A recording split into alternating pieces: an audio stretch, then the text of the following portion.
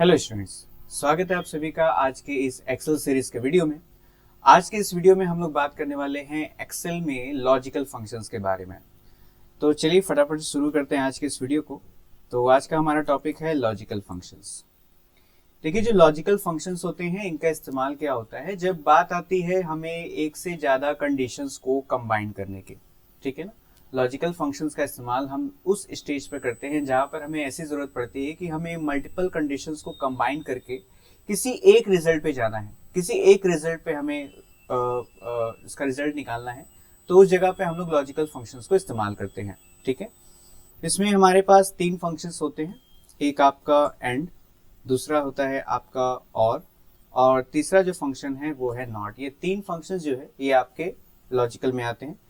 जहां पर ये एंड फंक्शन क्या करता है, ठीक है। तो एंड फंक्शन में बेसिकली क्या होता है कि आप जितने भी कंडीशंस को कंबाइन करते हैं, जब तक वो सारे कंडीशंस आपके सेटिस्फाई नहीं होंगे तब तक आपका जो फाइनल रिजल्ट है वो ट्रू में शो नहीं करता है। ठीक है ना। लेकिन तीनों का ही जो रिजल्ट आता है वो ट्रू या फॉल्स में आता है। तो एंड क्या करता है, आप जितने भी कंडीशंस को कंबाइन करते हैं, ठीक है ना, बात यहाँ पे ध्यान रखिएगा, मैं बात कर रहा हूँ यहाँ पे कंडीशंस को कंबाइन करने की, मल्टीपल कंडीशंस को कंबाइन करने की। हम मल्टीपल कंडीशंस को कंबाइन करेंगे, कंबाइन करने के बाद एक सिंगल रिजल्ट पे हम जाना चाहते हैं। ठीक है ना। तो जैसे मैं यहाँ पर एग्जांपल लेता हूँ कि प्लेयर है और जैसे मैंने यहाँ लिख दिया मैच 1,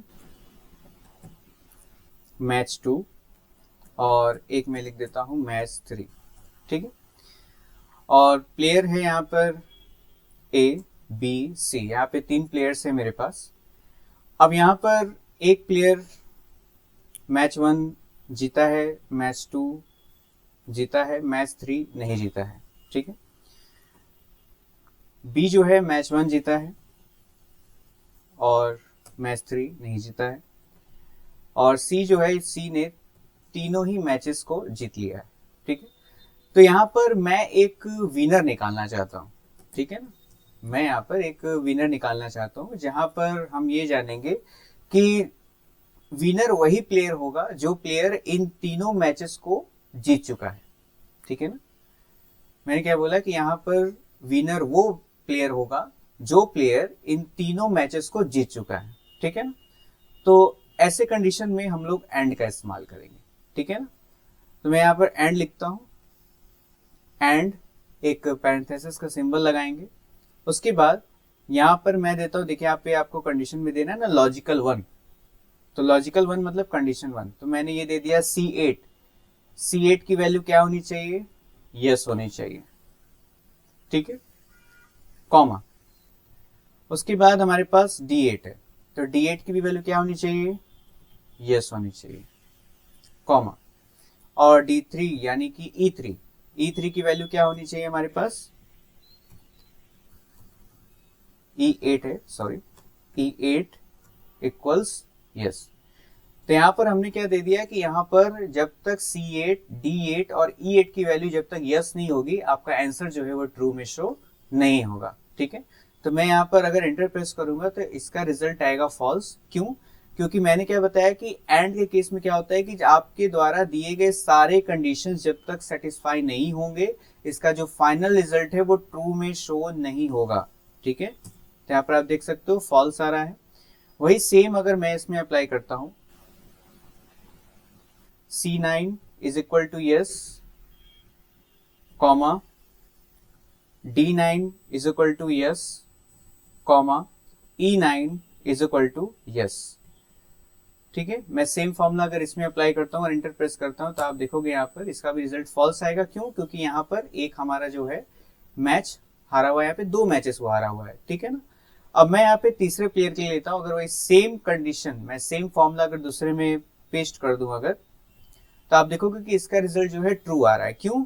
क्योंकि यहाँ पर आपका जो C10 है वो भी सेटिस्फाई हो रहा है, D10 जो है वो भी सेटिस्फाई हो रहा है, मैच हो रहा है, और E10 जो है वो भी सेटिस्फाई हो रहा है। ठीक है ना। अब इसी तरीके से अगर मैं एंड की जगह पर, ये हम लोगों ने एंड के केस में विनर समझा था। ठीक है ना। मैं यहाँ पे लिख देता हूं, ये हम लोगों ने एंड के केस में विनर समझा था।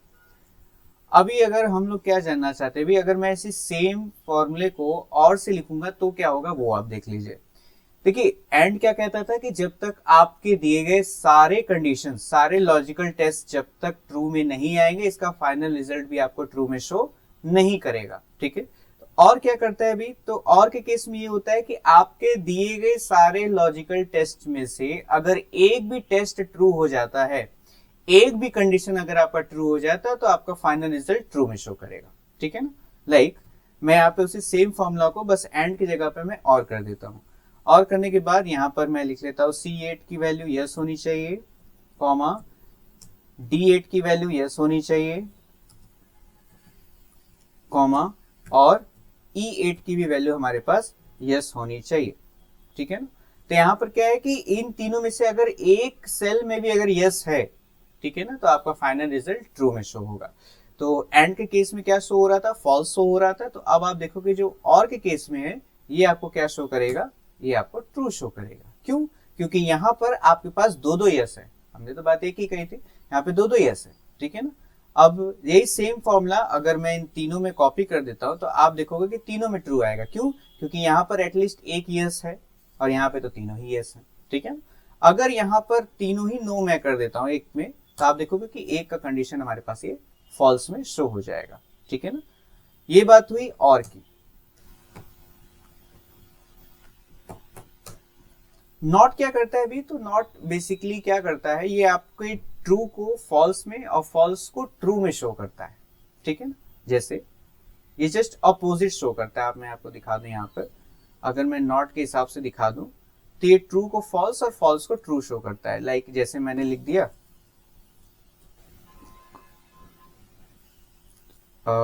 इक्वल्स नॉट पैरेंथेसिस, और लॉजिकल में मैंने क्या दे दिया, ट्रू दे दिया। ठीक है, अब आप देखोगे कि G8 है, इसकी वैल्यू क्या शो करेगा, फॉल्स।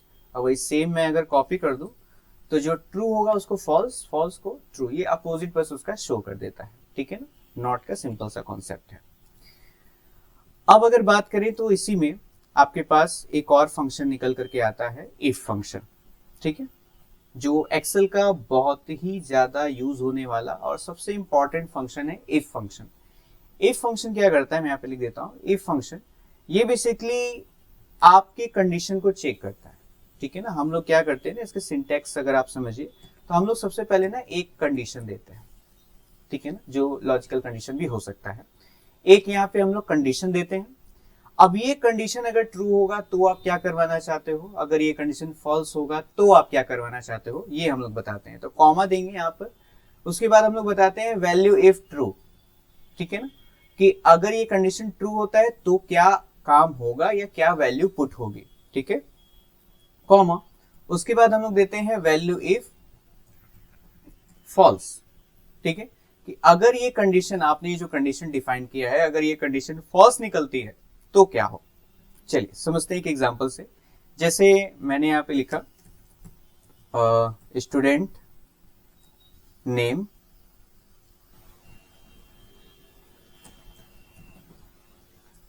और मैं यहाँ पे कुछ सब्जेक्ट्स लिख देता हूँ, Hindi, English, mathematics, science, social science और टोटल 1%। ठीक है ना, अब यहाँ पर हम लोग क्या करेंगे कि रिजल्ट निकालेंगे।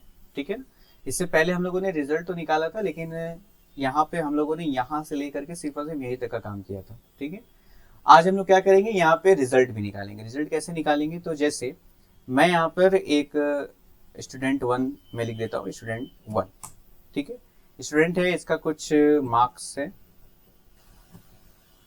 ठीक है, टोटल निकालने के लिए आप सभी को पता है कि हम लोग क्या करते हैं, इक्वल्स सम, पैरेंथेसिस लगाएंगे, उसके बाद यहाँ पर मैं सेलेक्ट कर लेता हूँ इस पूरे रेंज को, पैरेंथेसिस क्लोज, और यहाँ पे मेरे पास टोटल निकल करके आ जाएगा। परसेंटेज निकालने के लिए भी आपको पता है कि हम लोग इक्वल्स का सिंबल लगाएंगे, उसके बाद यहाँ पर H5 देंगे और इसको मैं एवरेज निकाल देता हूँ डिवाइड बाई 5 से। यहाँ पे हमारे पास 61% निकल करके आ रहा है।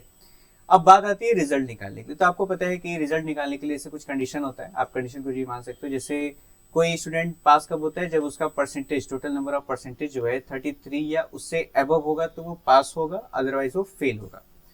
तो यहाँ पे हम लोग क्या करेंगे, लिखेंगे इक्वल्स इफ पैरेंथेसिस, हम लोग क्या करने वाले हैं, एक टेस्ट करने वाले हैं, एक परसेंटेज टेस्ट करने वाले हैं कि क्या वो दिया गया परसेंटेज अगर 33 या उससे अबव होगा तो वो बच्चा पास हो जाएगा, अदरवाइज वो फेल कहलाएगा। ठीक है, तो यहाँ पर परसेंटेज का जो मेरा एड्रेस है वो है ये ग्रेटर देन और इक्वल टू 33, या तो 33 हो या 33 से अबव हो, ये हमारा हो गया कंडीशन। अब कॉमा देने के बाद हम लोग बताते हैं वैल्यू इफ ट्रू, अगर ये कंडीशन ट्रू होता है तो क्या होगा, तो वो बच्चा भी जो है पास डिक्लेयर करेगा। अदरवाइज अगर ये कंडीशन फॉल्स होता है तो कॉमा बताने के बाद आप यहाँ पे लिख दोगे फेल, कि अगर ये स्टूडेंट का जो परसेंटेज है, ठीक है, स्टूडेंट का ये जो परसेंटेज है अगर 33 ऐसे अबव होगा तो पास के पास चला जाएगा, अदरवाइज वो फॉल्स में चला जाएगा। एक चीज आप ध्यान रखिएगा, ये सीक्वेंस आपका यही होना चाहिए, जो आप कंडीशन देने के बाद जो पहला आप वैल्यू दोगे वो ट्रू के लिए ही दोगे, ठीक है ना, और दूसरा जो दोगे वो फॉल्स के लिए ही दोगे। अगर आप इंटरचेंज कर दोगे ना, देखिए आउटपुट तो आपका शो करेगा लेकिन वो अपोजिट करेगा, यानी जो पास होगा वो फेल करेगा, जो फेल है वो पास में शो करेगा। ठीक है, मैं एंटर प्रेस करता हूँ तो आप देखोगे यहाँ पे पास ये डिक्लेयर कर रहा है। उसी तरीके से मैं यहाँ पे इसका कुछ मार्क्स को कम करता हूँ तो आप देखोगे 52 हुआ, अभी भी पास है। और अभी आप देखोगे कि यहाँ पे परसेंटेज जो है 26.8 जैसे ही हुआ तो ऑटोमेटिक हमारा जो रिजल्ट भी है वो फेल में डिक्लेयर कर रहा है। क्यों? क्योंकि यहाँ पर जो परसेंटेज है वो 33 से लेस हो गया। ठीक है, अगला जो फंक्शन है मैं यहाँ पे आपको बता दूं कि यहाँ पर हम लोग क्या कर सकते हैं ना, अभी जो इससे पहले आपने लॉजिकल फंक्शंस पढ़ा ना, एंड और ये सब जो अभी हम लोगों ने पढ़ा, आप इसको इफ के साथ भी कंबाइन कर सकते हो। कैसे? लाइक मैं यहाँ पर लिखना चाहता हूं कि अगर यहाँ पर ये प्लेयर तीनों मैचेस को अगर जीत गया है तो उसके में ट्रू फॉल्स नहीं, उसके में लिख के आएगा विनर। ठीक है, और जो नहीं जीत पाया है उसके में लिख के आएगा लूजर। तो हम लोग क्या कर सकते हैं, यहाँ पर आप आ जाओ, यहाँ पर मैं इसके पहले इस जगह पर लिखूंगा इफ, एकदम स्टार्टिंग में इफ, और इस पूरे का यानी ये हिस्सा आपका क्या हो जाएगा ना, अब ये पूरा हो गया आपका कंडीशन। ठीक है, अब ये कंडीशन हो गया, अब उसके बाद आप यहाँ पर कॉमा दे दो। कॉमा देने के बाद यहाँ पर हम लोग क्या बताते हैं, हम लोग उसके बाद बताते हैं वैल्यू इफ ट्रू। तो वैल्यू इफ ट्रू की वैल्यू क्या हो जाएगी भाई, वैल्यू इफ ट्रू की वैल्यू हम लोग बता रहे हैं कि विनर शो करेगा। ठीक है, अदरवाइज वैल्यू इफ फॉल्स की वैल्यू क्या शो करेगा, लूजर्स। ठीक है, तो यहाँ पर ये इफ का ब्रैकेट क्लोज हो जाएगा। ठीक है, अब मैं एंटर प्रेस करता हूँ तो आप देखोगे कि यहाँ पर ये लूजर शो कर रहा है। क्यों? क्योंकि यहाँ पर ये तीनों मैचेस को नहीं जीता है। ठीक है, विनर सिर्फ उसी में शो करेगा जिसमें मैं यहाँ पे कंट्रोल डी दबा रहा हूँ। ठीक है, मैं आपको बता दूं, यहाँ पर मैं जो यूज कर रहा हूँ ना, कंट्रोल डी यूज कर रहा हूँ, तो आप देखोगे कि यहाँ पर सिर्फ एक जो है हमारा विनर निकल करके आ रहा है, बाकी जो भी है हमारे वो लूजर निकल करके आ रहे हैं। बिल्कुल ऐसे ही आप और के साथ भी इफ को यूज कर सकते हो, नॉट के साथ भी आप इफ को यूज कर सकते हो। ठीक है ना, नेक्स्ट वन, एक लास्ट फंक्शन जो हमारे पास लॉजिकल में आता है वो आता है इफ एरर। बहुत ही सिंपल सा फंक्शन है। ठीक है, इफ एरर क्या करता है, देखिए बेसिकली क्या होता है कि जब भी हम लोग एक्सेल शीट में काम करते हैं तो कई बार होता क्या है कि कई जगह पर एरर्स आते हैं। ठीक है, एरर्स कई तरीके के होते हैं जिनके बारे में हम लोग आगे के वीडियोस में डिस्कस करेंगे। ठीक है, तो हम क्या चाहते हैं कि वो एरर शो ना करे। ठीक है, एरर की जगह पे कोई दूसरा मैसेज शो करे। लाइक जैसे मैंने यहाँ पे 10 लिखा। ठीक है, अब हम क्या करते हैं, अगर इस नंबर को मैं डिवाइड करूंगा 0 से तो यहाँ पर एक एरर शो करेगा। देखिए ये एरर शो कर रहा है हैज डिवाइड बाय 0। ठीक है, इट मीन्स कि आप किसी नंबर को जब 0 से डिवाइड करने की कोशिश करोगे ना तो आपको वो एरर शो करेगा। तो मैं चाहता हूँ ये एरर शो ना करे, एरर की जगह पे कुछ भी, एनीथिंग, कोई भी दूसरी चीज वो शो करे।